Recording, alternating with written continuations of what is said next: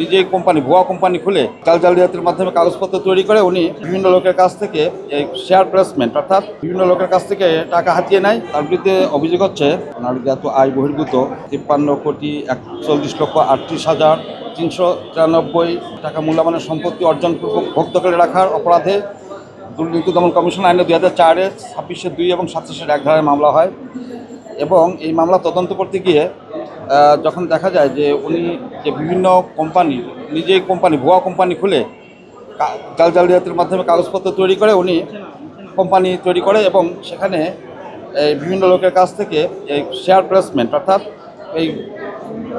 এই কোম্পানিটা আপনার ওপেন মার্কেটে আসার আগেই বিভিন্ন লোকের কাছ থেকে টাকা হাতিয়ে নেয়। বসুন্ধরা টিস্যু অশুদ্ধতার বিরুদ্ধে এক বিন্দুও ছাড় নয় এবং সেই টাকা আত্মসাৎ করে এবং উনি এই সম্পদের মালিক হয়। তো সেই বিষয়টা কার কার কাছ থেকে উনি টাকা নিয়েছেন এবং এর সাথে কারা কারা জড়িত সেই বিষয়টা উদ্ঘাটনের জন্য আজকে মূলত এই ডিমান্ড চাওয়া হয়েছে এবং ওনার তার মেয়ে ফারজানা রহমানের নামে জ্ঞাত আয়ের যে শহীদ সম্পত্তিপূর্ণ যে 53,31,393 টাকা যে সম্পর্কের জন্য সহযোগিতার বিষয়ে যে আসামি মোহাম্মদ মতিউর রহমান এবং লায়লা কানিজ তার স্ত্রী লায়লা কানিজকে জিজ্ঞাসাবাদ করার প্রয়োজন দুদক মনে করেছে, তাই তাদেরকে 3 দিনের রিমান্ড চাওয়া হয়েছিল। বিজ্ঞ আদালত সন্তুষ্ট হয়ে 1 দিনের রিমান্ড মঞ্জুর করেছে। না, তারা দেখাতে পারেনি।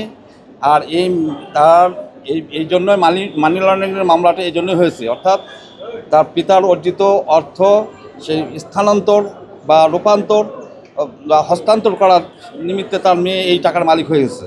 সেই জন্য এটা পরিষ্কার করার জন্যই তাদের রিমান্ডে নেওয়ার প্রয়োজন, এই জন্য রিমান্ড চাওয়া হয়েছিল এবং 1 দিনের রিমান্ড মঞ্জুর হয়েছে।